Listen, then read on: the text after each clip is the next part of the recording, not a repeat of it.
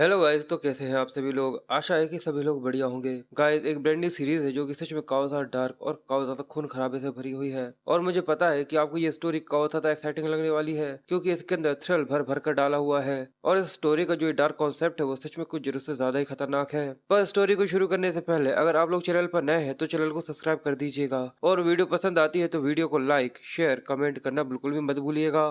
तो चलिए स्टोरी को शुरू करते हैं। और स्टोरी की शुरुआत में हमें एक सीढ़ी दिखाई जाती है जिसके ऊपर एक लाश पड़ी हुई थी। जिसके बाद वहां पर एक आदमी का पैर रखाता है और हमें दिखता है कि कई सारे सेक्ट के लोग एक टेंपल की तरफ आगे बढ़ रहे थे। सभी सेक्ट के मास्टर उनके सामने खड़े होकर ये सब देखकर कहते हैं कि सच में ये वही माउंट हाउस सेक्ट है जिसको मैं जानता था। उन लोगों के सामने लाशों का ढेर पड़ा हुआ था। ये देखकर लोगों का भी दिल दहल गया था, जिनमें से एक आदमी चिल्लाकर कहता है ये काम जरूर एक डीमन का है। आखिर ऐसा कौन हो सकता है जो कि माउंट हाउ को इस तरीके से खून के अंदर रंग दे। तभी वहाँ पर खड़ा हुआ एक और आदमी कहता है कि रुको, लगता है कि वहाँ से कोई आ रहा है। और सभी को वहाँ पर एक परछाई दिखती है और वहाँ पर एक आदमी था जो कि कपकपाई हुई आवाज में कहता है कि माउंट हाउ पूरी तरह से खत्म हो चुका है। ये देखकर वो लोग कहते हैं लगता है कि पीच ब्लॉसम स्वर्ड्समैन अभी एक जिंदा बचा है। और वो आदमी रोते हुए कहता है और ये सारा का सारा काम बस केवल एक आदमी का है। अगले पल उसके पीछे से एक ज्यादा तेज लाइट निकलती है। वो लोग देखते हैं कि उसके ऊपर हमला किया है, और ये देखकर वो लोग जल्दी से इसे रोकने की कोशिश करते हैं। और वो देखते हैं कि एक अटैक ने उसको यहाँ पर दो हिस्सों में काट दिया था। ये देखकर वो आदमी चिल्लाते हुए कहता है कि तुम कमीने, जल्दी से यहाँ पर अपने आप को सामने लेकर आओ। और हमें अंदर से आता हुआ एक आदमी दिखता है जिसके हाथ में एक सर था। और वो सामने की तरफ देखकर कहता है क्या शाओलिन, वुडोंग, क्विंग चियांग और नामगोन, तुम लोगों ने तो यहाँ पर सच में काफी ज्यादा भीड़ मचा कर रखी हुई है। और उन लोगों के सामने हमारा एमसी था,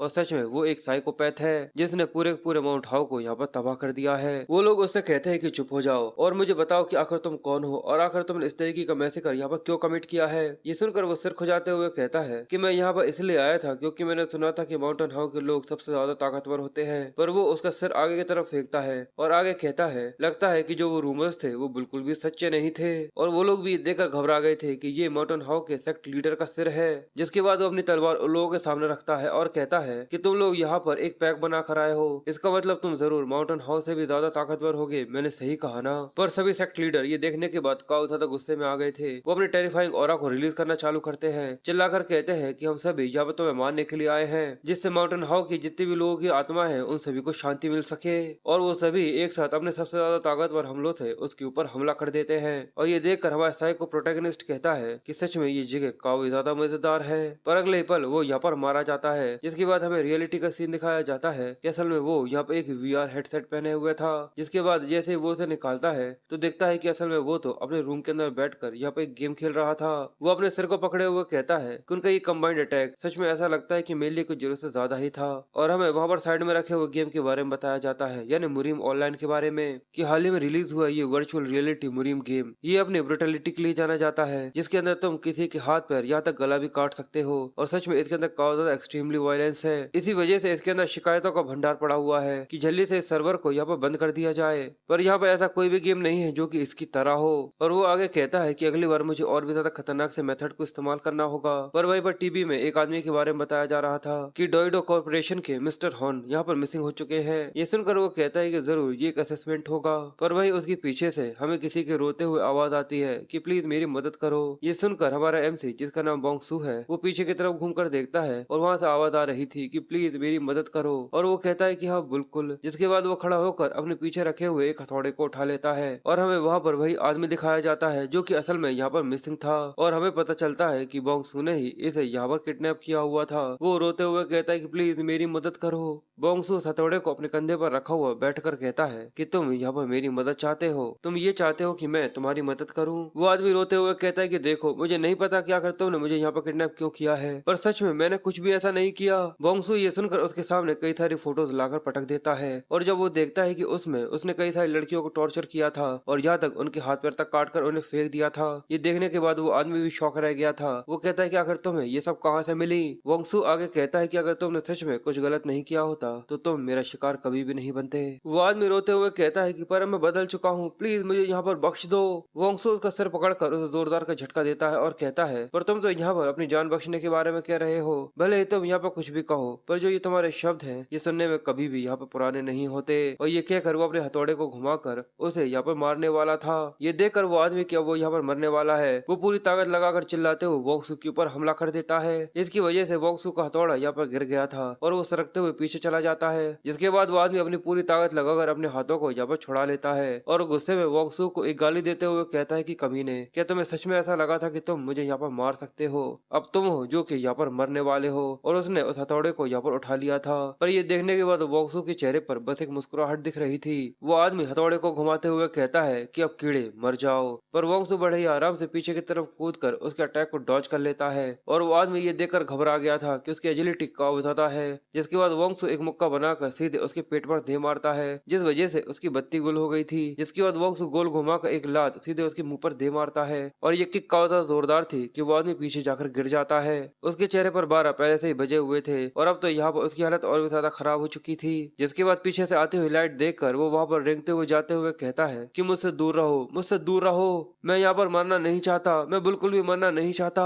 और वोंगसू हमें बताता है कि ज्यादातर इंसान यहाँ पर हार्बीवोरस होते हैं, पर उनमें से कुछ होते हैं जो कि कार्निवोरस होते हैं और वो हमला कर कर उनका शिकार करते हैं और उन्हें खाते हैं, जो कि उन्हें लगता है कि वो उनसे कमजोर है। पर यहाँ पर मेरे लिए ये बात पूरी से अलग है, क्योंकि मैं वो हूँ जो कि उनका शिकार करता है, जो कि कार्निवोरस है। मैं एक शिकारी हूँ। और वोंगसू काफी ज्यादा डरावना और भयानक लग रहा था। और वो आदमी पीछे की तरफ जाते हुए कहता है कि मैंने तुमसे कहा ना कि मुझसे दूर रहो, मुझसे दूर रहो, मेरे बिल्कुल भी करीब मत आना। पर वोंगसू कुछ कर पाता उससे ही पहले उसके घर का दरवाजा यहाँ पर काफी जोर से टूटकर आगे की तरफ फेंका जाता है और काफी तेजी से कई सारे पुलिस ऑफिसर्स वोंगसू के घर के अंदर घुसना चालू हो जाते हैं। और वो सभी चिल्लाते हुए वोंगसू से कहते हैं कि जल्दी से यहाँ पर रुक जाओ। और उनका कैप्टन कहता है कि वोंगसू, किडनैपिंग, इम्प्रिजनमेंट और मर्डर, इन सभी के शक के खिलाफ पर, इन सभी के शक के बिहाफ पर तुम्हें अरेस्ट किया जाता है। पर वोंगसू के चेहरे पर एक शिकन तक नहीं आती। वो थोड़ा सा कंफ्यूज आंखें फाड़े हुए कहता है कि आखिर पुलिस को इस जगह के बारे में पता कैसे चल गया। तभी वो अपनी बंदूक से उसके साइड में निशाना लगाकर गोली मारता है और कहता है कि कमीने, मैंने कहा ना कि तुरंत ही यहाँ पर रुक जाओ, अगली बार मेरा निशाना चूकेगा नहीं। और वोंगसू ये देखता है कि वो गोली उसकी साइड में ही लगी थी। वहाँ पर पूरे में शांति छा जाती है और वोंगसू, जिसकी आंखें पूते से लाल हो चुकी थी, वो कहता है कि ये सिचुएशन सच में काफी सिमिलर सी महसूस हो रही है और इसी वजह से उस साइकोपैथ के चेहरे पर यहाँ पर एक मुस्कुराहट आ गई थी। और वो कहता है कि तुम्हें इसके बारे में पता है कि इस आदमी ने 6 औरतों का खून किया है, इसने उन सभी को टॉर्चर किया और सभी के साथ खेलते हुए उन सभी की फोटोज ली, जिसके बाद उन सभी को मार दिया।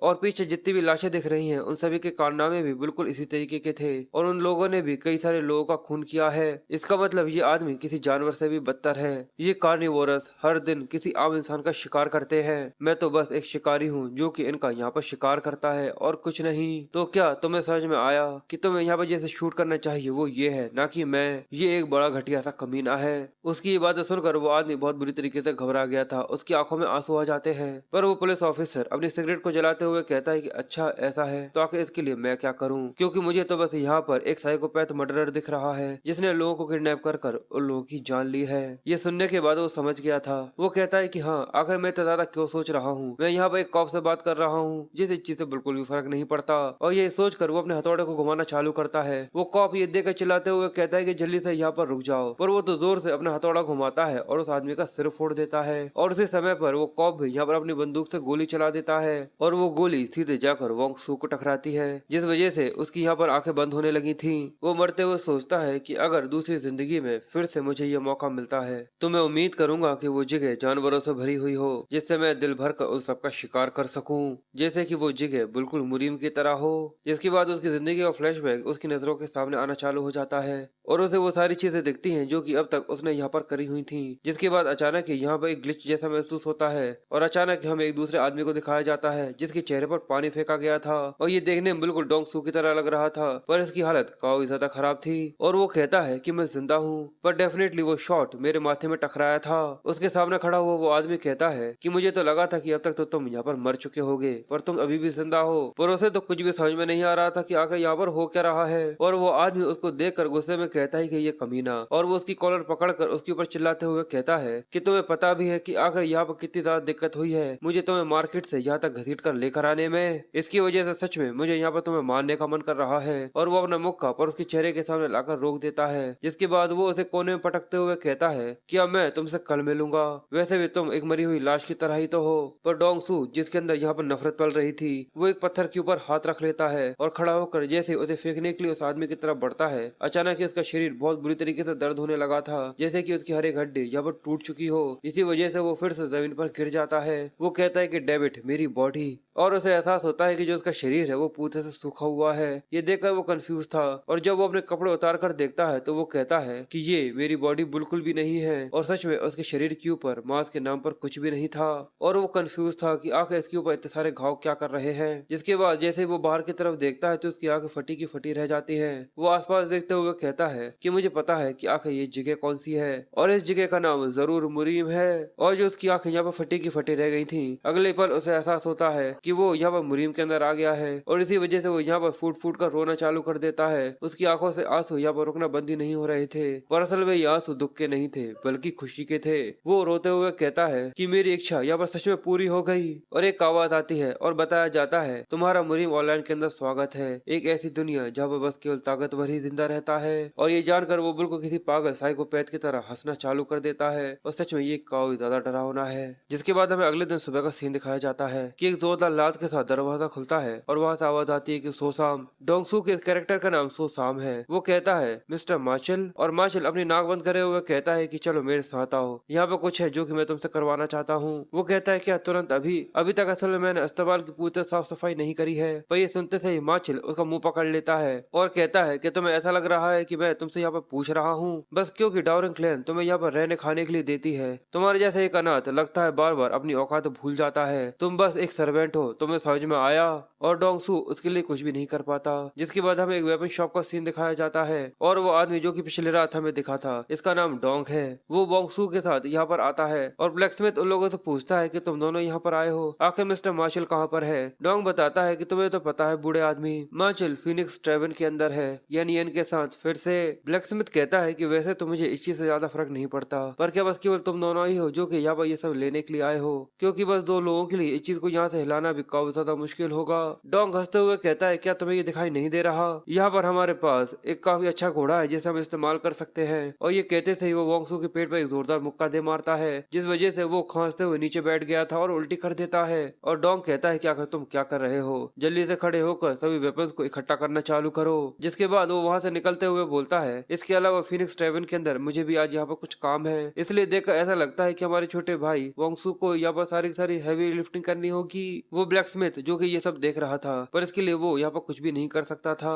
और वोंगसू जो कि यहाँ पर सारी चीजें उठाकर बड़ी मुश्किल से आगे बढ़ पा रहा था, और सभी तलवारों की नोक यहाँ पर पूरी तरह से बैग को फाड़े जा रही थी। कुछ ही देर बाद वो बैग यहाँ पर फट जाता है, जिस वजह से पूरा सामान यहाँ पर गिर गया था। जिसके बाद वो फिर से उन सभी को इकट्ठा करना चालू करता है और फिर रेंगते हुए उन सभी को आगे ले जाता है, और बड़ी मुश्किल से जैसे तैसे कर वो उन्हें अपने घर तक लेकर आ गया था। ब्लैक स्मिथ कहता है कि तुमने काफी अच्छा काम किया, पर क्या तुम्हें थोड़ा सा आराम नहीं करना चाहिए? क्योंकि तुम देखकर काफी ज्यादा थके से लग रहे हो, ऐसा लगता है जैसे कि बस तुम यहाँ पर मरने ही वाले हो। पर वोंगसू जिसके अंदर कोई भी उम्मीद नहीं थी, वो कहता है कि मैं पूरी तरह से ठीक हूँ। उसकी हालत काफी ज्यादा खराब हो चुकी थी, इतनी ज्यादा हालत खराब थी कि वो यहाँ पर सही से चल भी नहीं पा रहा था, उसे यहाँ पर चक्कर आ रहे थे। वो कहता है कि काफी ज्यादा ठंड है, काफी ज्यादा ठंड है। और वो अपने ही मन में सोचता है कि तुम सच में इस तरीके की किसी कीड़े की तरह जिंदगी जीना चाहते हो? और यही सोचते हुए वो गलती से एक बड़े से आदमी से टकरा जाता है। वो ऊपर की तरफ देखता है कि वो आदमी काफी गुस्से में घूरकर उसकी तरफ देखते हुए कहता है कि कमीने, आखिर तुम कौन हो? क्या तुम यहाँ पर मरना चाहते हो?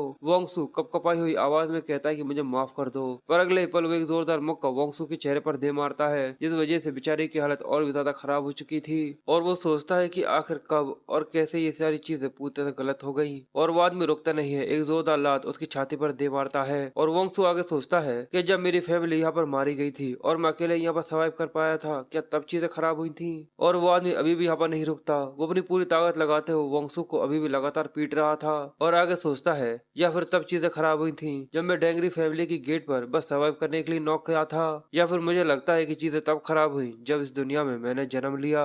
जिसके बाद सीन शिफ्ट होता है और हमें खिड़की का सीन दिखाते हैं जिसके अंदर से उजाला आ रहा था और वोंगसू की आंखें यहाँ पर खुलना चालू होती हैं। जैसे ही वोंगसू यहाँ पर उठता है तो वो कपकपाते हुए खड़ा होने की कोशिश कर रहा था और वो कहता है कि अच्छा, यानी इस आदमी का नाम सोसाम है और ये इस कैरेक्टर की वो बैक स्टोरी है जिसके अंदर यहाँ पर उसकी मौत हो गई थी, जिसके बाद वो उसे यहाँ पर लेकर आया। और वोंगसू आसपास देखते हुए कहता है देखकर लगता है कि इसकी मेमोरीज के लिए ये काफी ज्यादा स्टेबल था। इसका मतलब तो यही है कि जो रियल सोसाम था उसे इतना ज्यादा मारा गया कि वो यहाँ पर मर गया। जिसके बाद मैंने उसकी बॉडी के ऊपर टेक ओवर कर लिया और वहीं उसका ध्यान साइड में जाता है। वो कहता है कि रुको, आखिर ये क्या है, और उसे यहाँ पर एक सिस्टम मिलता है। उसके अंदर लिखा हुआ था कि मुरीम ऑनलाइन के अंदर तुम्हारा स्वागत है, एक ऐसी दुनिया जहाँ पर बस केवल ताकतवर ही खड़ा होता है। जिसके बाद सीन शिफ्ट होता है और हम हिमाचल को दिखाते हैं जो कि कटोरे में खाना लेकर घूम रहा था और वो मुंह बनाते हुए कहता है कि आखिर हर बार ये काम मुझे यहाँ पर क्यों करना पड़ता है, आखिर पूरे डार्न क्लैन के अंदर मैं अकेला ही क्यों हूँ जिसको उस कमीने की मैस को यहाँ पर क्लीन अप करनी पड़ती है। वो काम करने के तुरंत बाद जरूर सीधे अस्तबल के अंदर ही गया होगा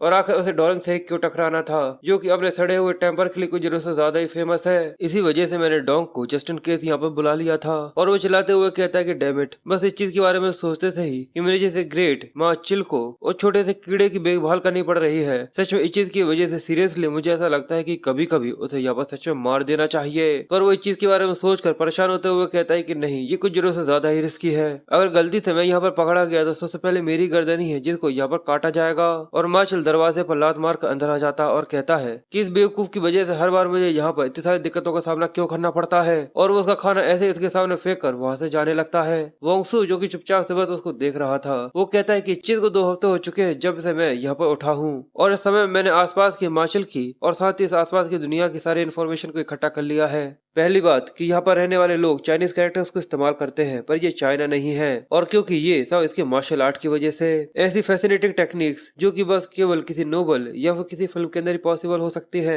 आसपास लोग उड़ते रहते हैं और उतने तेज भाग सकते हैं कि किसी की आंखें उसे देख ही ना पाए, और कहा जाता है कि इस दुनिया के अंदर मार्शल आर्ट बिल्कुल सांस लेने जैसा है और ये मुरीम ऑनलाइन का बिल्कुल रियल लाइफ वर्जन की तरह है। जो स्टेटस विंडो वो सिस्टम मुझे मिला है, ये चीज श्योर है कि ये मुरीम ऑनलाइन का स्टेटस विंडो है जो कि यहाँ पर काम कर रहा है और इसे बस केवल मैं ही देख सकता हूँ। शुरुआत में इस स्टेटस विंडो की वजह से और इसके अंदर मार्शल आर्ट के एग्जिस्टेंस की वजह से मुझे लगा था कि अभी भी मैं गेम के अंदर हूँ, पर ये जगह इस चीज में कोई भी शक नहीं है कि ये रियल है। यहाँ पर रहने वाले हर एक इंसान उसके अंदर खुद के इमोशंस है और वो लोग इस तरीके से मूव करते हैं जैसे कि वो जिंदा हो। इसी वजह से मेरे दिमाग में ये क्वेश्चन था कि मैं एक इंसान हूँ या फिर एक प्लेयर। जिसके बाद डोंग वहाँ पर आता है और कहता है कि जरा देखो तो हमारा छोटा भाई ऐसा लगता है कि अभी भी काफी अच्छी जिंदगी जी रहा है, पर कुछ लोगों को यहाँ पर अभी भी बहुत ज्यादा काम करना पड़ रहा है और दूसरे बेवकूफों की वजह से यहाँ पर सजा दी जा रही है। तो यहाँ पर इस चीज का ही वेट कर रहे थे, मैंने सही कहा ना, तुम कमीने कहीं के। पर डोंगसू उसके सामने खड़ा हो जाता है और वो खाने का बाउल जो कि उसके सामने था एक ही घूंट में पीना चालू कर देता है। ये देखकर डोंग कंफ्यूज था कि आखिर ये क्या है, और डोंग कहता है कि आखिर तुम ये सब क्या कर रहे हो, क्या तुम सच में यहाँ पर मरना चाहते हो। पर तभी बोंगसू अपने बाउल को यहाँ पर फोड़ता है और उसका एक कोना लेकर सीधे डोंग के गले में दे मारता है। डोंग को समझ ही नहीं पाता कि आखिर यहाँ पर क्या हुआ और हमारा साइकोपैथ यहाँ पर जैसे उठ चुका हो। उसके गले से काफी ज्यादा खून आना चालू हो चुका था। वो बड़ी मुश्किल से उसे रोकने की कोशिश कर रहा था और बोंगसू उसके पास खड़ा हुआ कहता है कि डोंग, जिस बच्चे को तुम जानते थे वो काफी पहले यहाँ पर मारा जा चुका है। ये कहने के बाद वो फिर से डोंग के ऊपर हमला करता है, पर ये देखकर वो घबराते हुए जल्दी से अपने हाथ से उसके हाथ को यहाँ पर पकड़ लेता है। पर बोंगसू उस नुकीले से हिस्से को लेकर अपने दूसरे हाथ में सीधे उसके गले में बार बार मारना चालू कर देता है और पागलों की तरह किसी साइकोपैथ की तरह हंसना चालू कर देता है। सच में ये चीज काफी टेरिफाइंग थी और वो लगातार उसके गले में तब तक मारता है जब तक वो यहाँ पर मारा न जाए। पूरे में खून उड़ता हुआ दिखता है। सच में ये सीन काफी ज्यादा डरावना था और इसी तरीके से यहाँ पर डोंग आखिर में खत्म हो जाता है और उसके खून की जो पिचकारी होती है बोंगसू उसके अंदर नहा गया था। वो कहता है कि ये गर्म है और जैसा कि मुझे लगा था ये जगह, इस चीज में अब कोई भी डाउट नहीं है कि ये रियल है और इस दुनिया का ग्रेट लॉ जो कि मैं इस कमीने और माँ चाकली फील करता हूँ। और हमें एक बड़ा सा पहाड़ दिखता है जिसके नीचे कई सारे लोग आपस में लड़कर मर रहे थे और आगे कहा जाता है कि एक कमजोर ताकतवर का शिकार शिकार करता है और ताकतवर सा बदला लेता है। और सच में ये जगह बिल्कुल वही है। इसका मतलब मैं अपना दिल खोलकर यहाँ पर जितना भी चाहूँ उतना शिकार कर सकता हूँ, अपने ट्रू नेचर को बिल्कुल भी ना छुपाते हुए। बिल्कुल मेरे जैसे लोगों का नहीं, उससे भी ज्यादा ताकतवर और काफी ज्यादा खतरनाक से कार्निवोरस का, जो कि मुझसे भी ज्यादा ताकतवर हो। और वो पक्का इस जंगल के अंदर फ्रीली घूम रहे होंगे, जिसे मुरीम कहते हैं। और वो अपने आप को देखते हुए कहता है कि जब तक ये बॉडी यहाँ पर रिकवर होगी उसके बाद मैं अपने हंट को यहाँ पर कंटिन्यू कर सकता हूँ। और सच में ये जमीन ट्रू प्रेडेटर्स की है और ये वो जगह है जहाँ से ये न्यू मुरीम चालू होगा। इसके बाद वो उस खून की छींटों के बीच में बैठा हुआ वहाँ पर उस लाश को ही देख रहा था और वो सोचता है यूजुअली इस तरीके के इंसान बिल्कुल भी शिकार करने के लायक नहीं होते, पर यहाँ पर एक चीज है जिसको मैं यहाँ पर कंफर्म करना चाहता हूँ। और वहाँ पर एक बड़ा सा स्पेस ओपन हो जाता है। वो कहता है कि यहाँ पर कुछ मुझे थोड़ा सा अजीब सा लग रहा है, क्योंकि इन्वेंट्री जो कि मुरीम ऑनलाइन के अंदर थी उसके अंदर अलग अलग स्लॉट्स बने हुए थे, जिससे मैं एक स्लॉट के अंदर एक आइटम को रख सकूं। पर यहाँ पर तो ये इन्वेंट्री एक काफी ज्यादा बड़ा सा ओपन स्पेस जैसा लग रहा है और उसके अंदर जब वो हाथ डालकर देखता है तो उसके अंदर काफी ज्यादा जगह थी। और वो कहता है कि ये स्पेस लगती है कि कुछ जरूरत से ज्यादा ही बड़ी है, लगता है कि इसके अंदर काफी ज्यादा स्क्वायर मीटर की जगह होगी। और इसलिए उसके दिमाग में एक आइडिया आता है और वो डॉग की लाश के पास जाता है और वो सोचता है कि चीज गेम के अंदर भी इस तरीके से ही काम करती थी। जिसके बाद वो उसके चेहरे के ऊपर हाथ रखता है और कहता है कि इसे इन्वेंट्री के अंदर स्टोर कर दो। और अगले ही पल उसके अंदर से स्पार्क निकलना चालू होते हैं और थोड़ी ही देर में वो उसके इन्वेंट्री के अंदर शक होना चालू हो जाता है और उसके आसपास जितना भी खून लगा हुआ था वो भी खिंचकर सीधे इन्वेंट्री के अंदर स्टोर होने के लिए निकल जाता है। और बोंगसू ये देखकर शौक था, कितनी ज्यादा बड़ी चीज अचानक यहाँ पर गायब हो गई। ये तो काफी ज्यादा कमाल की और यूजफुल एबिलिटी है, मैं डेफिनेटली इसको काफी अच्छे तरीके से इस्तेमाल कर सकता हूँ। और वो सोचता है कि रुको, क्या जिंदा चीजें भी इसके अंदर इसी तरीके से स्टोर की जा सकती हैं? और अगर वो उसके अंदर जाती हैं तो क्या उसके बाद भी वो जिंदा रहेंगी या फिर मारी जाएंगी? मुझे लगता है कि अभी और भी कई सारी चीजों का एक्सपेरिमेंट है जो कि मुझे यहाँ पर करना बाकी है। जिसके अगले सुबह हमें दिखाते हैं कि दो लोग बाहर बैठकर बात कर रहे थे और वहीं पर डोंगसू झाड़ू लगा रहा था और वो उन दोनों को आपस में हंसकर बात करता हुआ देखकर काफी ज्यादा गुस्से में घूरकर लोगों की तरफ ही देख रहा था। और तभी पीछे से माँ चिल्लाता है और वो जोर से अपना हाथ घुमाता है और सीधे उसकी कनपट्टी लाल कर देता है और जोर से चिल्लाते हुए कहता है कि हे, मैंने सुना है कि तुम पूते तक गूंगे हो चुके हो। ये सुनने के बाद वो थोड़ा कंफ्यूज, जिसके बाद वो एक अजीब सी मुस्कुराहट हंसता है और वो उसे गाली देते हुए कहता है कि इस तरीके से यहाँ पर अपना समय बर्बाद करना बंद करो, जल्दी से अंदर जाओ और जल्दी से उस घोड़े को लेकर घुमाने के लिए लेकर जाओ। ये सुनकर वो उसके सामने सिर झुका लेता है और मार्शल काफी गुस्से में सोचता है कि डैम इट, आखिर में इस गूंगे इंसान का क्या करूँ जो कि सही तरीके से बोल भी नहीं सकता।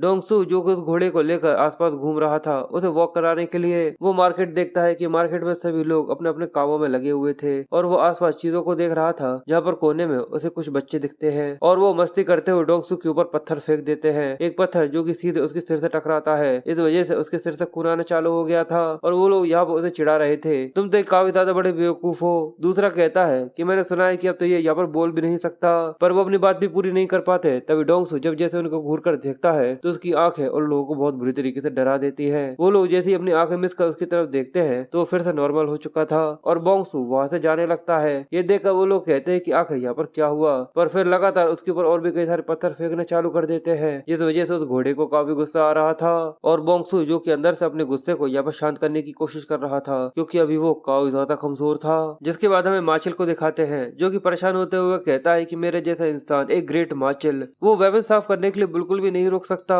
और वो कमीना डोंग न जाने कितने दिनों से उसने अपनी शक्ल नहीं दिखाई है, क्या वो कहीं पर जाकर मर तो नहीं गया। और यही सब सोचकर वो वेपन रूम की तरफ जा रहा था, पर तभी उसके अंदर से बोंगसू बाहर निकलता है। ये देखकर वो कहता है क्या कर अचानक कि तुम अंदर से बाहर कैसे निकल रहे हो, पर जब वो अंदर का नजारा देखता है तो वो भी सरप्राइज था, क्योंकि जितने भी वेपन्स थे उन सभी को अच्छी तरीके से पॉलिश करा हुआ था। मार्शल कहता है कि मुझसे ये मत कहना कि तुमने यहाँ पर मेरा काम कर दिया। तो ये देखकर बोंगसू अपना सिर हिलाते हुए कहता है कि हाँ बिल्कुल, और ये कहते हुए वो सच में क्रीपी लग रहा था, क्रीपी। और वो सोचता है कि लगभग ये यहाँ पर मरने का एक्सपीरियंस महसूस कर चुका है, शायद इसी वजह से ये पूते से चेंज हो चुका है। अब ये काफी ज्यादा डिलाइटली काम कर रहा है और यहाँ तक ये वो काम भी कर रहा है जिसके बारे में इसे कहा तक नहीं था। क्या ये बच्चा अब सही तरीके से एक प्रॉपर ह्यूमन बीइंग बन चुका है? जिसके बाद बोंगसू अपने पास से छोटी सी पुड़िया निकाल कर उसे देता है। मार्शल ये देखकर कहता है कि आखिर ये क्या है, पर जब वो उसे खोलकर देखता है कि उसके अंदर कई सारे सिक्के थे, ये देखकर उसकी आंखें फटी की फटी रह जाती है और वसते हुए कहता है कि तुम छोटे से बच्चे, आखिरकार तुमने सीख लिया है कि आखिर दुनिया किस तरीके से काम करती है। और ये कहकर वो उसे गले लगा लेता है। जिसके बाद वो उसकी पीठ थपथपाते हुए कहता है कि तुमने काफी अच्छा काम किया और इसी तरीके से लगे रहो।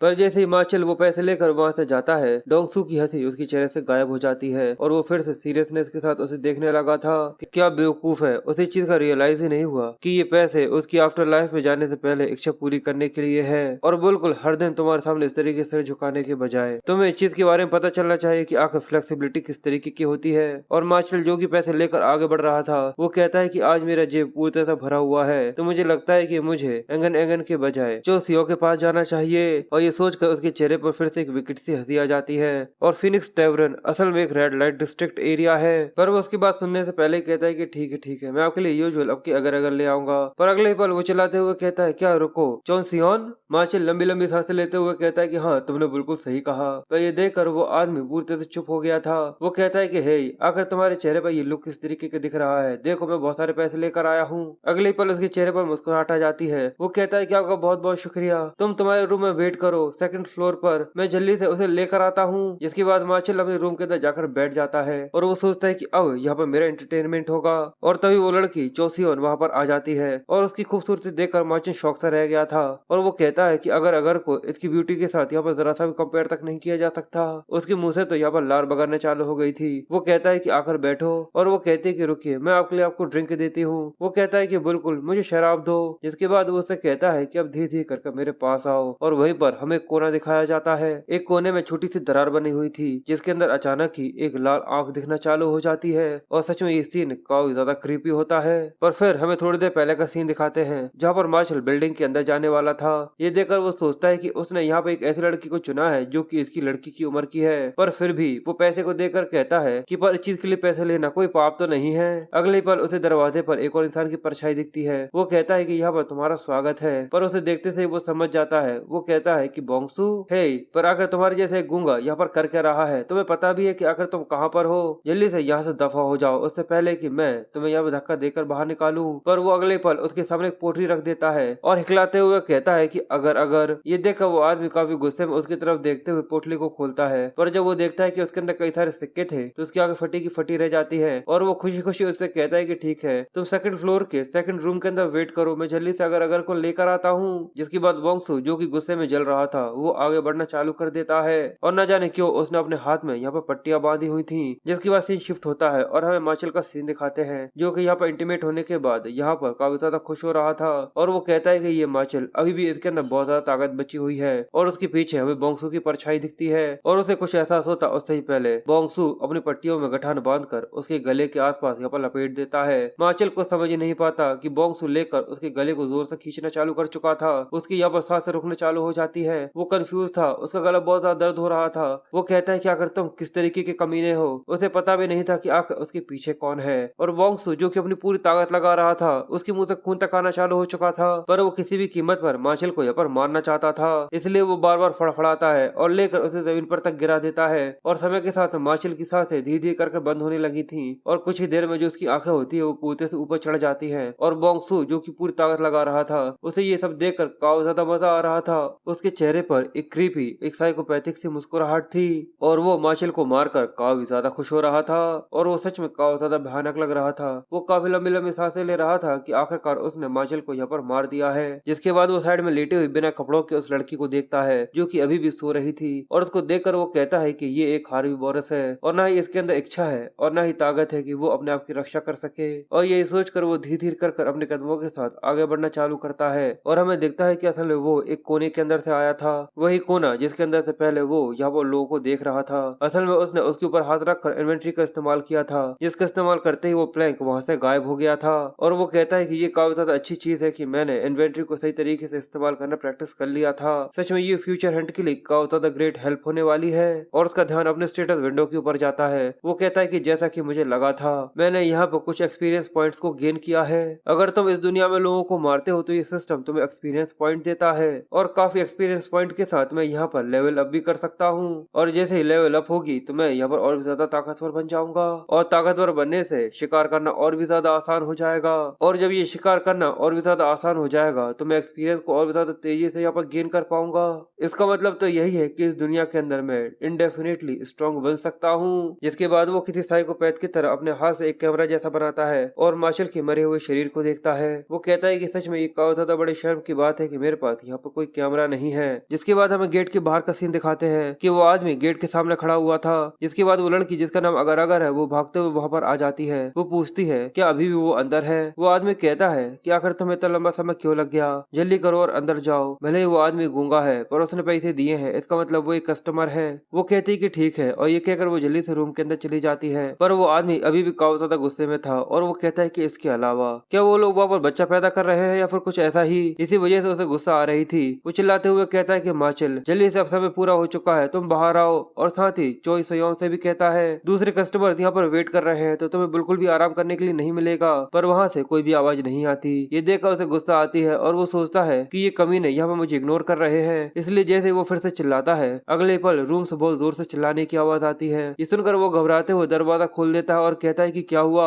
और वो उस लड़की को यहाँ पर घबराता हुआ सामने की तरफ देखता है कि उसके तो यहाँ पर 12 बजे हुए थे। और वो आदमी भी सामने की तरफ देखकर बहुत ज्यादा शौक रह गया था कि झटके की वजह से वो भी जाकर नीचे गिर जाता है। और वो देखता है कि मार्शल के पैर यहाँ पर लटक रहे थे और असल में मार्शल ने यहाँ पर फांसी लगा ली थी। और ये देखना उन लोगों के लिए सच में काफी ज्यादा बड़ा सरप्राइज था। जिसके बाद यहाँ पे काफी ज्यादा लंबी चौड़ी एक्सप्लेनेशन दी जाती है हाओयुई रिवर के बारे में। तो ये चीज बिल्कुल भी रिलेटेड नहीं है, इसलिए मैं यहाँ पर इसे पूरी तरह से स्किप कर रहा हूँ। और यहाँ पर क्लैन के बारे में बताया गया है पर ये चीज भी बिल्कुल भी रिलेटेड नहीं है। पर इसके अंदर एक स्क्वाड के बारे में बताया गया है यानी ब्लैक क्रो स्क्वाड की इसकी जो इन्फॉर्मेशन गैदरिंग की कैपेबिलिटीज है वो काफी ज्यादा कमाल की है। और हाल ही में ब्लैक क्रो स्क्वाड को एक नया केस मिला है। हमें उनकी बेस का सीन दिखाते हैं जहाँ पर वो स्क्रोल खोलते हुए ये देखकर काफी ज्यादा सरप्राइज था। और ये ब्लैक क्रो स्क्वाड का लीडर है और इसका नाम जी ढाई हो है। और वो कहता है कि एक और मौत कि ये किसी तरीके का कोई प्लेग है। बस केवल कुछ ही महीनों के अंदर यहाँ पर 100 से भी ज्यादा लोगों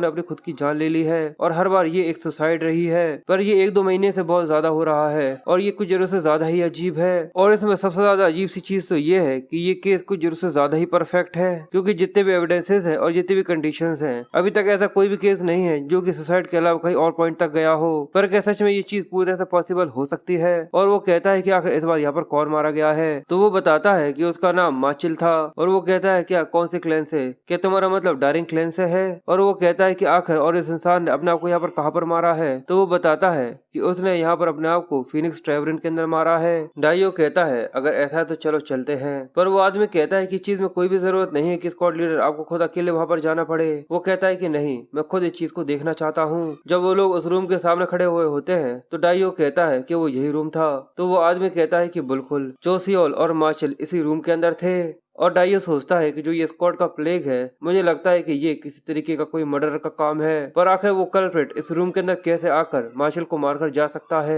जिसके बाद डाइयो रूम के अंदर आने के बाद पूरी फ्लोर को चेक करता है और कहता है कि यहाँ पर हर एक कोने को देखने के बाद भी ऐसा नहीं लगता। इस चीज का तो कोई सवाल ही पैदा नहीं होता कि कोई यहाँ पर बिना देखे अंदर आ सकता हो। पर अगर ऐसा ही है तो शायद यहाँ पर कोई ना कोई पॉसिबिलिटी तो रह गई होगी। तभी उसका ध्यान उस कोने के अंदर जाता है और वो सोचता है कि रुको, क्या कोई इस लॉक को यहाँ से निकाल कर फ्रीली यहाँ से निकल कर आ जा सकता है। पर दिक्कत की बात तो ये है कि ये लॉग इसको निकालने का कोई भी सबूत नहीं है। इसलिए वो उस ओनर से पूछता है कि मुझे बताओ कि इस ब्लॉक को यहाँ पर बिना छत से निकाले हुए यहाँ से निकाला जा सकता है। तो वो कहता है कि नहीं, इस चीज का तो कोई सवाल ही पैदा नहीं होता क्योंकि इस लॉक को सीलिंग से काफी टाइटली यहाँ पर लॉक किया हुआ है। ये चीज पूरी तरह से नामुमकिन है कि अगर तुम बीम को न हटाओ तो तुम उसके अंदर से इसे निकाल सको।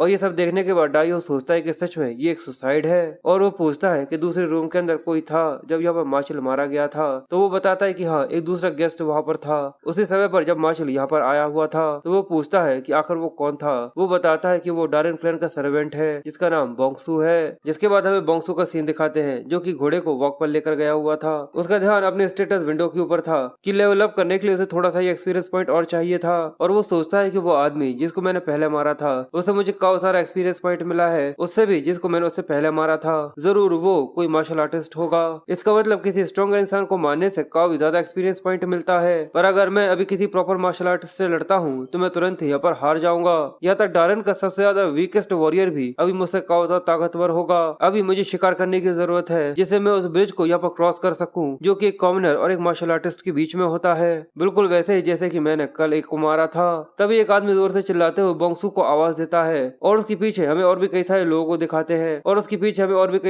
दिखाते हैं जिन्हें देखकर साफ साफ काफी ज्यादा बैड वाइब्स आ रही थी। वो कहता है कि तुम्हें तुम्हारे एल्डर को ग्रीट करना चाहिए जब भी तुम उससे मिलते हो। पर दूसरे कहते हैं कि ये तो यहाँ पर तुम्हें साइलेंट ट्रीटमेंट दे रहा है। पर वो कहता है कि हे, ऐसा बिल्कुल भी नहीं हो सकता कि हमारा छोटा सा भाई ऐसा कुछ कर सके। और बोंगसू सोचता है कि इस चीज से फर्क नहीं पड़ता कि अगर बोंगसू कितना बड़ा लूजर है, पर फिर भी ये है तो एक क्लैन का मेंबर ही। क्या वो सच में अपनी जिंदगी में इस तरीके के कम से भी पिटता आया है? और वो आदमी बोंगसू के पास आकर उसके बाल पकड़ लेता है और कहता है कि सच में तुम यहाँ पर हम लोगों को इग्नोर कर रहे हो। देखकर ऐसा लगता है कि हम लोगों को थोड़ी सी प्राइवेट चैट करने की जरूरत है। और ये कहकर वो उसे उस एली के अंदर लेकर आ जाते हैं। बोंगसू सोचता है कि मुझे इन्हें यहाँ पर मार देना चाहिए, देखने में वैसे भी ये एक सुसाइड लगेगा। अगर मैं इनकी बॉडी को अपनी इन्वेंट्री के अंदर डाल देता हूँ और बाद में कहीं और जाकर फेंक जाता हूँ तो शायद ये चीज पॉसिबल है। पर अगर मैं यहाँ पे कोई सीन बनाता हूँ तो मेरे पकड़े जाने की काफी ज्यादा रिस्क है। और ऐसा भी नहीं है जैसे कि इनको मारकर मुझे बिल्कुल भी एक्सपीरियंस नहीं मिलेगा। अभी के लिए मैं इनसे बस यहाँ पर फिट कर रह जाता हूँ, मैं इनसे बाद में निपटूंगा। और वो लोग बिल्कुल वैसा ही करने वाले थे, यानी बोंगसू को बहुत बुरी तरीके से पीटने वाले थे। पर तभी परछाइयों से एक आदमी निकल कर आ जाता है जो कि उसे ऑर्डर देता है कि रुक जाओ। और वो आदमी कहता है कि मैंने तुमसे कहा नहीं था कि उसे और भी ज्यादा अच्छे से यहाँ पर लेकर आना।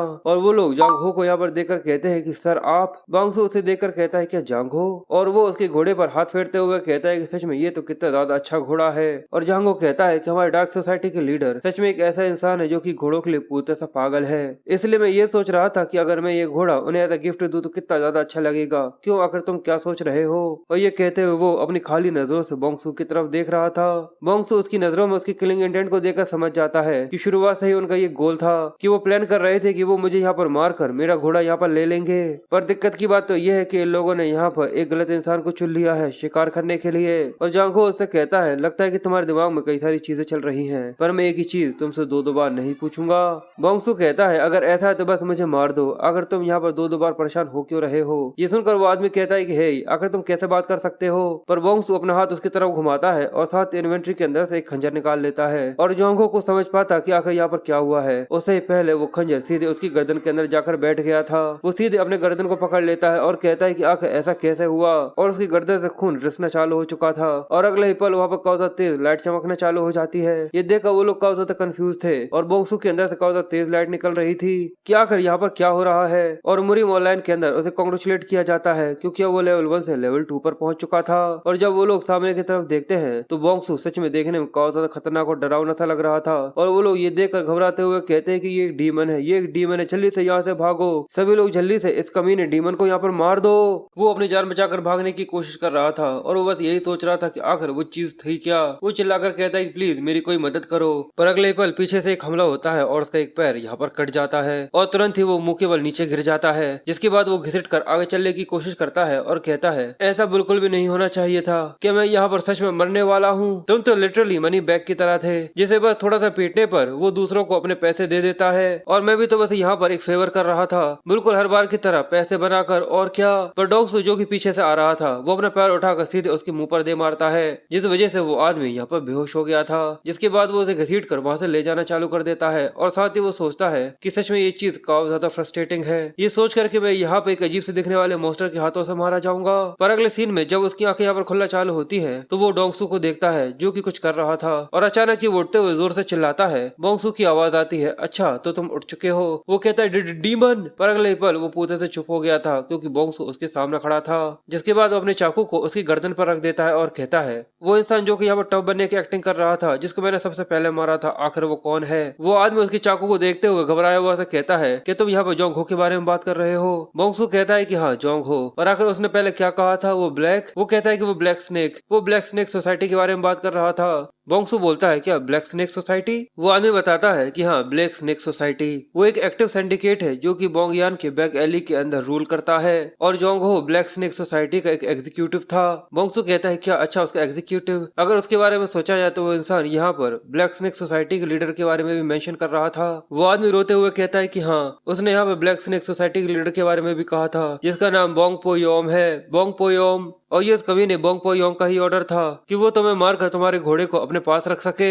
बोंगसू सोचता है क्या सिंडिकेट और ब्लैक स्नेक सोसाइटी, ऐसा लगता है कि उनके पास डिसेंट हेरिटिक है और साथ ही एक बॉस भी। अगर मॉडर्न टर्म्स में उनके बारे में बात करूं तो बेसिकली वो बस एक गैंग है। बोंग कहता है कि चलो ये चीज ठीक है, अब मुझे सिंडिकेट और ब्लैक स्नेक सोसाइटी के बारे में सब कुछ बताओ जिसके बारे में तुम्हें पता है। अगर वो इन्फॉर्मेशन काम की रहती है तो मैं तुम्हें यहाँ पर जिंदा छोड़ दूंगा। ये सुनकर वो कहता है क्या मैं जिंदा रह सकता हूँ? ये चीज सच है। पर अगले सीन में बोंगसू ने उसे मार दिया था और उसके बाद वो इन्वेंट्री के अंदर उसे भी यहाँ पर स्टोर कर लेता है। कहता है है कि अब सारी चीजें यहाँ पे पूरे साफ हो चुकी हैं। जिसके बाद वो थक कर वहीं पर बैठ गया था और वो कहता है कि आज मैंने यहाँ पर कई सारी जरूरी चीजें सीखी हैं। और वो इवोन सिंडिकेट के बारे में कहता है कि मैं यहाँ पर शिकार ढूंढ रहा हूँ जिससे मैं लेवल अप कर सकूँ, और उसके अंदर कई सारे मार्शल आर्टिस्ट हैं और साथ ही सिविलियन भी। मुझे लगता है कि मैंने अनएक्सपेक्टेडली उन्हें ढूंढ लिया है। अब से मैं कोशिश करूंगा कि मैं बस उनके लोगों को यहाँ पर शिकार करूँ जिससे मैं लेवल अप कर सकूँ। और जब वो देखता है कि लेवल अप करने की वजह से जितने भी उसके हाथ पैर के ऊपर बने हुए निशान थे वो पूरे से गायब हो चुके हैं। ये देखकर वो कहता है कि मेरे पुराने घाव जो कि पहले बने हुए थे वो सभी लेवल अप करते थे यहाँ पर ठीक हो गए। बस केवल मेरे हाथ के निशान नहीं, शरीर के ऊपर जितने भी घाव थे वो सभी पूरे से ठीक हो चुके हैं। शायद ऐसा हो सकता है कि इसने मेरे हार्ट और ब्रेन के ऊपर जो डैमेज था उसे भी पूरे से हील कर दिया हो। इसका मतलब अगर मैं यहाँ पर लेवल अप करने वाला हूँ, इसका मतलब शायद मैं यहाँ पर थोड़ा बहुत रिस्क ले सकता हूँ जिसके अंदर मेरी जान भी जा सकती हो। पर एक दिक्कत की बात ये लाइट है, क्योंकि जब मैं लेवल अप हुआ था तो पूरी एलिवे यहाँ पर पूरी तरह से लाइट से भर गई थी। सच में लेवल अप करने का ये काफी ज्यादा बड़ा डिसएडवांटेज है। ये बस केवल काफी ज्यादा फ्लैशी ही नहीं है, इसकी वजह से मैं काफी ज्यादा खतरे को इन्वाइट भी कर सकता हूँ। मुझे कैसे भी कर उसे छुपाना होगा, और इन्वेंट्री का इस्तेमाल कर लोगों को मारना एक अलग ही एक्सेप्शन है। इसकी वजह से मैं किसी से भी यहाँ पर नहीं पकड़ाऊंगा। और एक शिकारी जो कि सभी शिकार के बीच में एक आम इंसान बनकर घूम रहा हो, जब कोई भी तुम्हें देखे और तुम बिल्कुल उन्हीं की तरह लगो, और अगर तुम सही तरीके से डिस्गाइज कर सको तभी तुम एक अल्टीमेट हंटर बन पाते हो। और ये काफी अच्छा होगा कि मैं तभी लेवल अप करूँ जब ये शिकार खत्म हो जाए, या फिर किसी ऐसी जगह पर जहाँ पर बस केवल मेरा शिकारी प्रेजेंट हो और कोई नहीं। जिसके बाद वो अपने घोड़े को लेकर फिर से एली से निकलकर आगे चलना चालू कर देता है। और साथ ही वो सोचता है कि अगर जोंग हो और भी ज्यादा क्यूरियस होता या फिर काफी ज्यादा स्ट्रॉन्ग होता तो शायद इसकी वजह से मैं काफी ज्यादा खतरे में आ सकता था। पर उसकी इस लापरवाही ने ही मुझे यहाँ पर उसको मारने का मौका दिया। पर मुझे और भी ज्यादा ताकतवर होने की जरूरत है उससे पहले कि कोई मेरे बारे में पता लगा ले। उसके लिए मुझे और भी ज्यादा कमीने ताकतवर लोगों को यहाँ पर खत्म करना होगा, और यही एक चीज है जिसके बारे में मैं सोच रहा था। तभी हमें दिखता है कि बोंगसू के कंधे पर एक हाथ रखाता है और वो कहता है कि तुम बोंगसू हो। बोंगसू जो कि काफी ज्यादा कंफ्यूज सामने की तरफ देख रहा था, और डायू जो कि उससे कहता है क्या तुमने माचिल को मारा है। और अगले ही पल वो अपने स्किल का इस्तेमाल करना चालू कर देता है। जिसके बाद हमें कुछ देर पहले का सीन दिखाते हैं और उसके सिस्टम के ऊपर एक क्रिटिकल एरर आ रहा था, और काफी देर तक उसके बारे में समझने की कोशिश करते हुए ये देखकर वो कहता है क्या लेवल 2 हिट करते ही यहाँ पर एक एरर आना अपीयर हो चुका है। ये देखकर वो सोचता है कि ये शायद मेरी वजह से हो रहा है, क्योंकि शायद गेम का ये सिस्टम और मेरा एक ही समय पर यहाँ पर हम दोनों का एग्जिस्ट करना, शायद इसकी वजह से ये प्रॉब्लम हो रही है। क्या इस सब के अलावा ये फैक्ट नहीं है कि मेरा यहाँ पर होना ही एक काफी ज्यादा बड़ा क्रिटिकल एरर है। पर अब इस चीज के लिए काफी ज्यादा देर हो चुकी है। जिसके बाद वो कैंसिल कर अपने स्टेटस विंडो को देखता है, और इस बार ये चीजें देखकर वो थोड़ा सा सरप्राइज था, क्योंकि इसे यहाँ पर और भी कई सारी चीजें दिखना चालू हो चुकी थी। और वो कहता है कि स्टेटस विंडो के ऊपर जहाँ पर डिस्प्ले पे पहले कई सारे क्वेश्चन मार्क्स बने हुए थे, अब कई सारे बार्स दिखना चालू हो चुके हैं। क्या ये भी क्रिटिकल एरर से रिलेटेड है, या फिर ये सब इसी वजह से हो सकता है क्योंकि रियलिटी के अंदर ये चीज पूरी तरह से क्वालिफाइड नहीं है कि हर एक चीज को गेम की तरह दिखाया जा सके। जिसके बाद वो स्किल्स के ऊपर क्लिक करता है और स्टेटस विंडो के ऊपर उसे कई सारे स्किल्स शो होना चालू हो जाते हैं। वो देखता है जैसे कि स्टेप, स्लैश, ब्लॉक और ऐसे ही और भी कई सारे स्किल्स। ये देखकर वो कहता है कि ये सारे के सारे पैसिव स्किल्स हैं जिनको कॉमनली इस गेम को चालू करते थे कैरेक्टर के साथ यहाँ पर क्रिएट किया जा सकता है। जिसके बाद वो उसको देखकर कहता है कि स्पिरिचुअल आए कि ये किसी तरीके की टेक्निक है जो कि आज से पहले मैंने कभी नहीं देखी, पर इसकी कोई भी सेपरेट डिस्क्रिप्शन नहीं है। आखिर ये किस तरीके का स्किल हो सकता है, और वो यहाँ पर इसे एक्टिव कर देखता है और उसे बताया जाता है कि एक एनिमी जो कि लेवल में तुमसे काफी ज्यादा ऊपर है, कि वो तुमसे 20 मीटर ही दूर है और वो तेजी से तुम्हारी तरफ ही बढ़ रहा है, और वो काउंटडाउन धीरे धीरे कर कम हो रहा था। ये देखकर वो घबराते हुए कहता है कि आखिर ये क्या है, कि ये किसी तरीके की सिस्टम की वार्निंग है। अब उसे बाहर से कदमों की चलने की आवाज आना चालू हो चुकी थी, और वो ये देखकर सोचता है कि आखिर बाहर क्या हो रहा होगा। वो काफी ज्यादा घबराता है। वो सोचता है कि पर ये जरूर कोई दुश्मन नहीं है, क्योंकि यहाँ पर ऐसा भी कोई इतना ज्यादा बहादुर नहीं है जो कि डेरेन क्लैन के अंदर इस तरीके से ब्रेकआउट कर आ जाए। पर अगर कोई दुश्मन गलती से डेरेन क्लैन के अंदर आ भी जाता तो वो बिल्कुल भी इस तरीके से यहाँ पे मूव नहीं कर रहा होता इतने स्लो। इसका मतलब वो पर्सन जो कि यहाँ पर आ रहा है वो जरूर डेरेन क्लैन का ही होगा।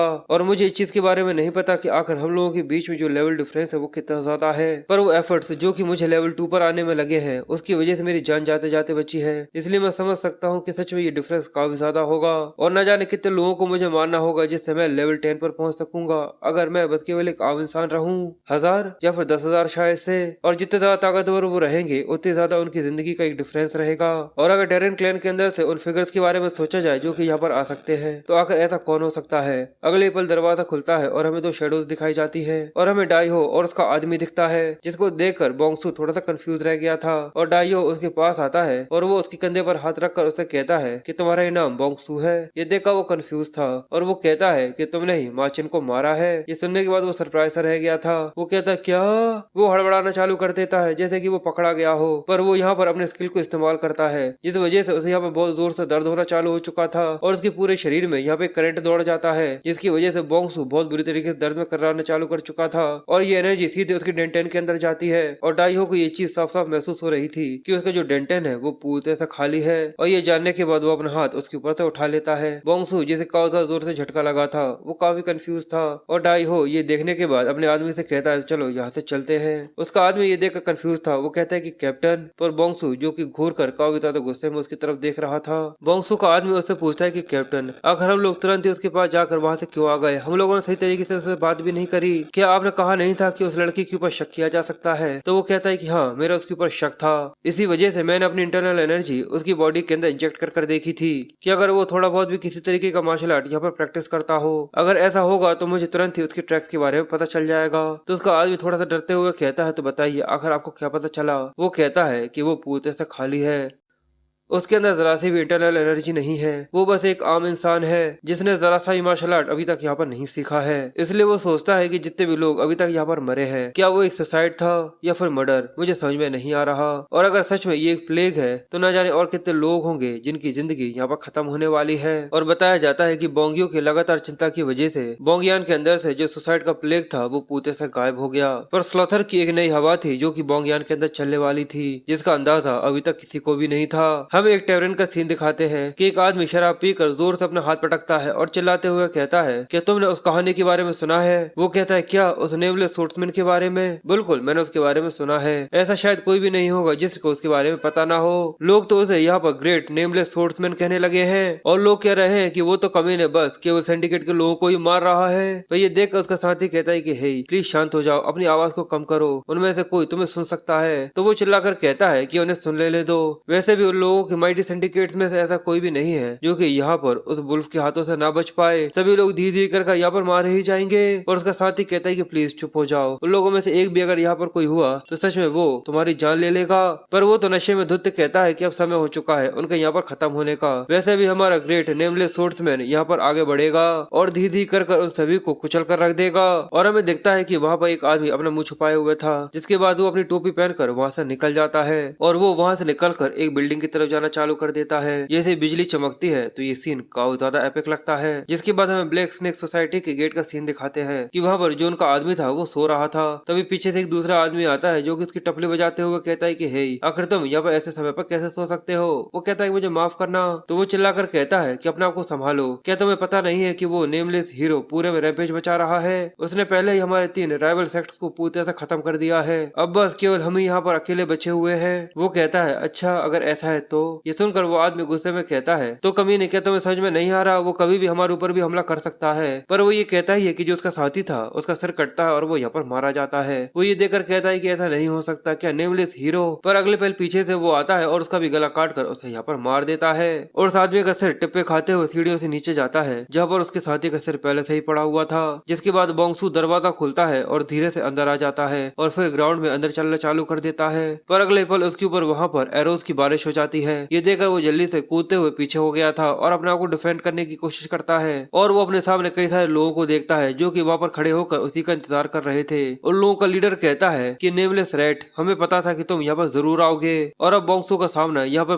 पूरे एक क्लैन से होने वाला था। जिसके बाद जैसे बिजली कड़कती है तो वो अपने सभी लोगों से कहता है कि जल्दी से इस कमीने को यहाँ पर खत्म कर दो। और सभी लोग तेजी से बोंगसू को खत्म करने के लिए उसकी तरफ बढ़ना चालू कर देते हैं। बोंगसू के अंदर से काफी तेज लाइट निकल रही थी, एक रेड लाइट, और वो अपनी एक स्किल स्विंग द 1000 आर्म्स का इस्तेमाल करता है और एक काफी ज्यादा बड़ा और पावरफुल स्लैश जो कि उन सभी के बीच में से 2 टुकड़े कर देता है। ये अटैक कुछ जरूर से ज्यादा ही पावरफुल था। बाकी पीछे खड़े हुए लोग ये देखकर बहुत ज्यादा शॉक रह गए थे और बहुत ज्यादा डर चुके थे। और वो लोग जो कि आगे बढ़ रहे थे उन सभी के ऊपर वो हमले कर अपनी तलवार के साथ उन सभी के टुकड़े करता चला जा रहा था। ये देखकर उनमें से एक परेशान होते हुए कहता है कि डैम इट, वो मैं रहूंगा जो कि उसका सिर यहाँ पर लेकर आएगा। पर जैसे ही वो बोंगसू के पास आ जाता है तो वो उसका हाथ पकड़कर उसे उठा देता है। जिसके बाद वो अपनी तलवार से उन दोनों के ऊपर हमला कर उन दोनों को एक ही बार में यहाँ पर मार देता है। ये देखकर उस क्लैन के बाकी लोग कहते हैं कि वो डरपोक कहीं का, जल्दी से उसके ऊपर हमला कर उसे मार दो। और एक टकला सा आदमी उसके ऊपर हमला करने की कोशिश करता है। बोंगसू उसे देख लेता है और वो कहता है कि तुम ऐसे ही खड़े रहो जब तक मैं तुम्हारा सिर ना काट दूं। पर तभी बोंगसू अपनी इन्वेंट्री को ओपन करता है और जल्दी से उसे बंद कर देता है और उसने उस आदमी के सिर के ऊपर उसे चालू किया था।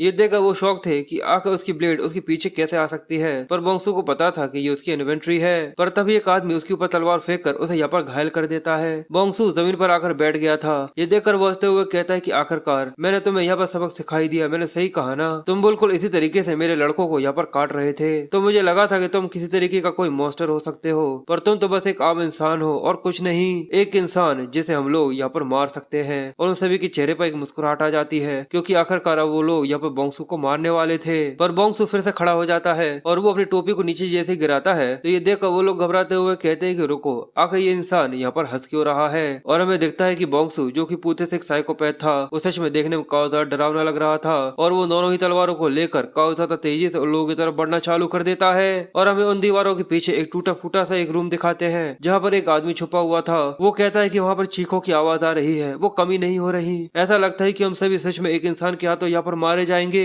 हमने बस यहाँ पर कुछ लोगों को खत्म किया था जिससे हम लोग थोड़ा सा बदलाव ला सके, और उसके लिए थोड़ी सी बस ह्यूमन ट्रैफिकिंग की थी और कुछ लड़कियों को बेचा था और शराब पी थी। और हम लोगों ने बस उन्हीं लोगों को मारा है जो कि सब ह्यूमंस होते हैं और कुछ नहीं किया।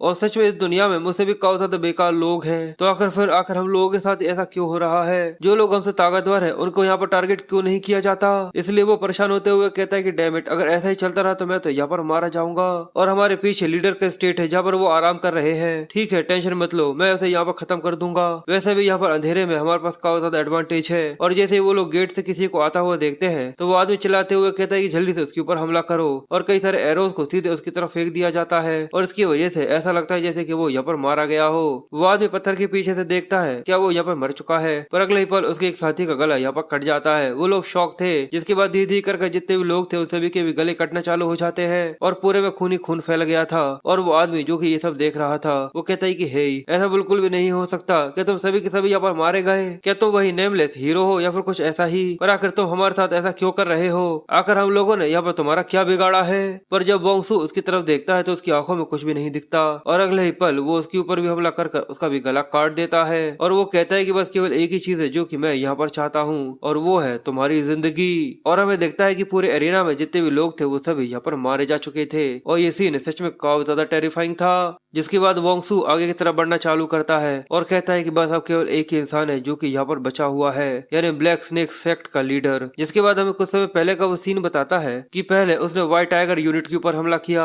जब उसने जैंगो को मारा था उसकी वजह से उसका लेवल अप हो गया था। पर अगर उसके बाद भी देखा जाए तो वो ब्लैक फैक्शन के जितने मेंबर्स थे उनके कंपैरिजन में काफी ज्यादा कमजोर था। इसी वजह से वो उन्हें ल्योर करता था, उनके ऊपर पीछे से हमला करता था और इस तरीके की मेथड्स का इस्तेमाल करता था जिससे वो उनका शिकार कर सके। पर समय आने तक व्हाइट टाइगर यूनिट के लीडर को इस चीज के बारे में पता चल गया था कि कोई उन्हें मार रहा है, क्योंकि उसके आधे से ज्यादा लोग यहाँ पर पहले ही मारे जा चुके थे। और इस सब के बीच में ऑफिशियली और आसपास के लोगों ने यहाँ पर मुझे एक नाम दे दिया था, एक नेमलेस रेडजियस सोर्ट्समैन। और एक नया मास्क ऑब्टेन करने के बाद ऑर्थोडॉक्स फैक्शन के लोगों को खत्म करना और भी ज्यादा आसान बन गया। और जब मैंने व्हाइट टाइगर यूनिट के लीडर को मारा था तब मैं लेवल 5 पर पहुंच चुका था और उसी समय पर मुझे अपने नए 2 स्किल्स भी मिले थे, एक क्विंगोंग और तीसरा the 3/4 of the source art. इसके बाद मैं आखिरकार ब्लैक फैक्शन के लोगों का सामना करने के लिए तैयार हो चुका था। और इसी बीच आसपास के लोगों के जो बच्चे थे नेमलेस रेडजियस सोर्ट्समैन बनकर गेम खेलना चालू कर चुके थे। और उसके बाद रेड वुल्फ गेट इस दुनिया से पूरी तरह से गायब हो गया। बस केवल ऑर्थोडॉक्स फैक्शन ही थी जो कि बोंगयोंग के अंदर बची हुई थी, और वो थी द ब्लैक। जिसके बाद हमें बोंग पोयोम का सीन दिखाते हैं कि वो अकेला वहाँ पर बैठा हुआ था और ऐसा लग रहा था जैसे कि वो बोंगसू का ही वेट कर रहा हो। जैसे उसके पीछे बिजली कड़कती है तो उसके सामने बोंगसू खड़ा हुआ था और वहाँ पर काफी तेज बारिश हो रही थी, जहाँ पर अब लगता है कि उन दोनों का सामना होने वाला था। और वो कहता है कि अच्छा, यानी तुम ही वो नेमलेस रेडजियस सोर्ट्समैन हो। पर बोंगसू उससे कुछ भी नहीं कहता, पर वो कहता है कि अगर तुम जस्टिस के लिए एक सोर्ट्समैन हो तो आखिर तुमने अपने आप को इस तरीके से इतने ज्यादा टाइटली क्यों बांध कर रखा हुआ है? बोंगसू कहता है क्योंकि मैं वो नहीं हूँ। ये सुनकर वो कहता है कि अच्छा, यानी तुम जस्टिस के लिए कोई सोर्ट्समैन नहीं हो, तो आखिर तुम अनऑर्थोडॉक्स फैक्शन के जितने भी लोग हैं उन सभी का शिकार क्यों कर रहे हो?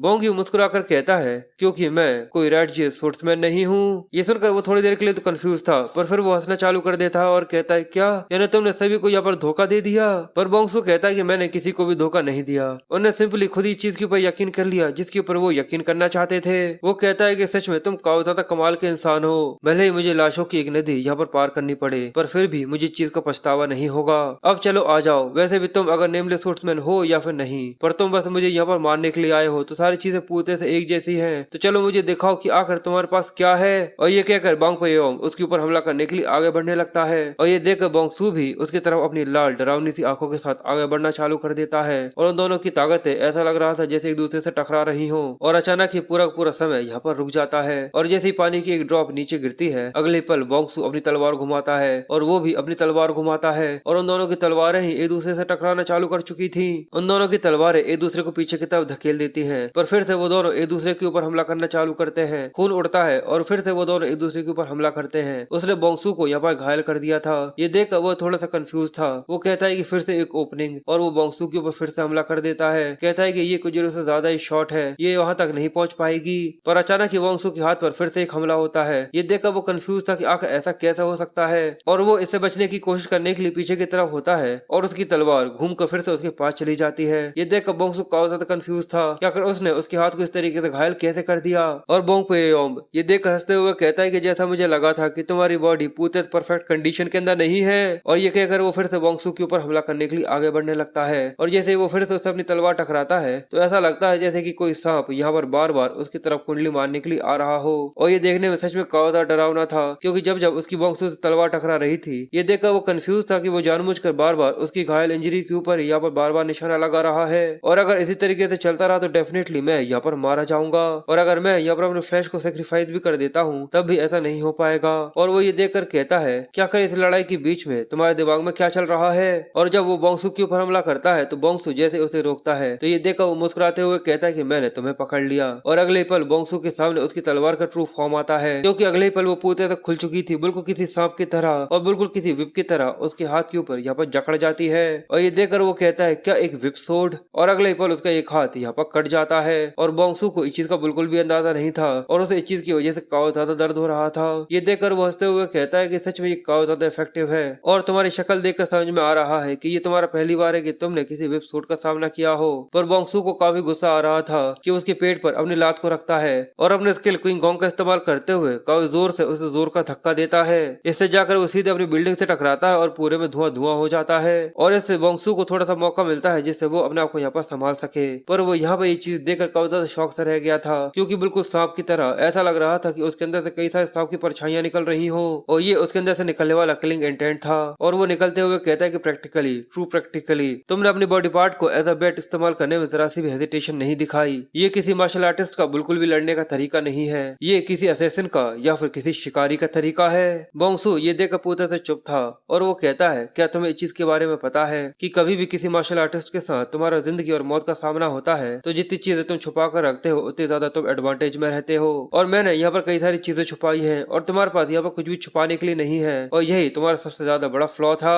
और ये कहते ही वो अपने पास से अपने एक आर्मर निकालता है जो कि काफी ज्यादा स्ट्रॉन्ग था और वो कहता है लगता नहीं है कि अब तुम्हारे पास यहाँ पे कोई भी मूव बचा है। जिसके बाद वो अपनी तलवार को बिल्कुल किसी सांप की तरह घुमाना चालू करता है और वो बोंग सू के आसपास घूमना चालू कर देती है। और ये देखकर वो मुस्कुराते हुए कहता है कि अब मरो तुम नेमलेस मिस्टीरियस डीमन कहीं के। और उसकी तलवार बिल्कुल किसी सांप की तरह उसे यहाँ पर निगलने के लिए आगे बढ़ रही थी। पर बोंग सू इस चीज के लिए पूरी तरह से तैयार था और वो जोर से अपने पैर को घुमाकर पूरे में धूल ही धूल कर देता है। ये देखकर वो कहता है कि तुम मेरे विजन को यहाँ पर धूल से ब्लॉक करने की कोशिश कर रहे हो, पर ये बेकार सी चीजें बिल्कुल भी काम नहीं करेंगी। और वो देखता है कि उसकी तलवार किसी से यहाँ से टकराई है और उसने यहाँ पर उसके 2 टुकड़े भी कर दिए थे। ये देखकर वो कहता है कि आखिरकार मैंने तुम्हें यहाँ पर पकड़ ही लिया छोटे से चूहे कहीं के। पर जब उसका ध्यान जाता है तो वो ये देखकर शॉक था और वो कहता है कि ये तो ब्लैक सोसाइटी का एक मेंबर है, क्या एक डिकॉय, इसका मतलब आखिर रियल वन कहाँ पर है। वो बोंग सू को देखता है जो कि साइड में था और वो अपनी दूसरे skill 3/4 of the sword art form का इस्तेमाल करता है, द कोर स्ट्राइक स्लैश, और सीधे ही आकर वो अपनी तलवार को उसकी छाती के अंदर धसा देता है। पर बोंग सू ये देखकर अभी भी काफी ज्यादा शॉक रह गया था, क्योंकि सही समय पर वो अपने हाथ को बीच में लेकर आ गया था।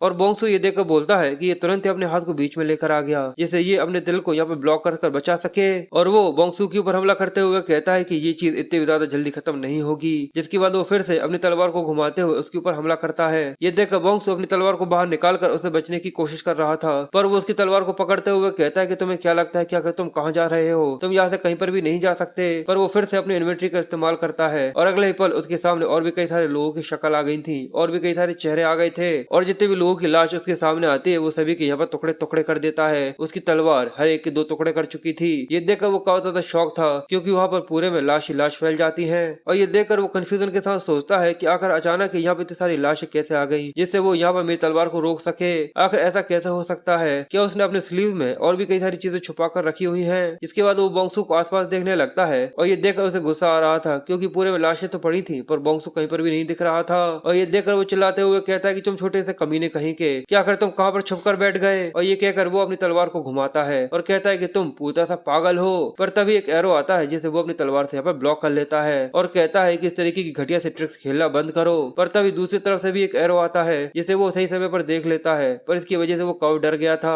क्योंकि ये सीधे उसकी नाक को काट देता है। और ये देखकर वो समझते हुए कहता है कि मुझसे ये मत कहना कि इस सिचुएशन के अंदर असल में मैं एक प्रे हूँ यानी शिकार हूँ, मैं बोंग पेयोम। जिसके बाद उसके आगे से बोंगसू आता है। ये देखकर वो कहता है कि मैंने तुम्हें पकड़ लिया और जैसे वो अपनी तलवार से उसके ऊपर हमला करता है तो पता चलता है कि रुको, ये वो नहीं है। यहाँ पर उसने फिर से एक डेकॉय का इस्तेमाल किया है और ये देखकर वो घबराने लगा था। और तभी पीछे से बोंगसू आता है और अपनी तलवार को उसकी छाती के आर पार कर देता है और इस बार वो इसको रोकने के लिए कुछ भी नहीं कर पाता। अब उसकी हालत काफी ज्यादा खराब हो चुकी थी और बोंगसू जैसे ही अपनी तलवार को बाहर निकालता है तो वो देखता है कि उसकी छाती से काफी ज्यादा खून बह रहा था और वो कहता है कि तुम कमीने कहीं के, यानी आखिरकार तुमने ब्लैक सोसाइटी के जितने मेंबर्स थे उन सभी को यहाँ पर खत्म कर दिया है, पर आखिर तुमने ऐसा क्यों किया? बोंगसू कहता है कि इस चीज की कोई वजह होना जरूरी है। एक इंसान दूसरे इंसान को हमेशा से ही मारता आया है। हम लोग जब बंदरों की तरह लगते थे तब से एक दूसरे को मारते आए हैं। उस दिन तक जब हम लोगों ने सोसाइटी तक बना ली तो क्या ये चीज यहाँ पर अपीयर नहीं होती कि जो ताकतवर होता है वो हमेशा से कमजोर से जो चाहे वो चुरा सकता है। और इस समय पर ये चीज काफी ज्यादा सिंपल है कि मैं यहाँ पर सबसे ज्यादा ताकतवर हूँ। और ये कहकर वो उसका गला काट देता है और उसे यहाँ पर मार देता है और इसी के साथ वहाँ पर काफी ज्यादा तेज लाइट चमकती है क्योंकि उसका यहाँ पर लेवल अप हो गया था। जिसके बाद हमें दिखता है कि बोंगसू का दूसरा हाथ यहाँ पर फिर से रिअपेयर हो जाता है और वो उसी का इस्तेमाल करते हुए वो खून जो कि उसकी तलवार पर लगा हुआ था उसे यहाँ पर साफ करता है।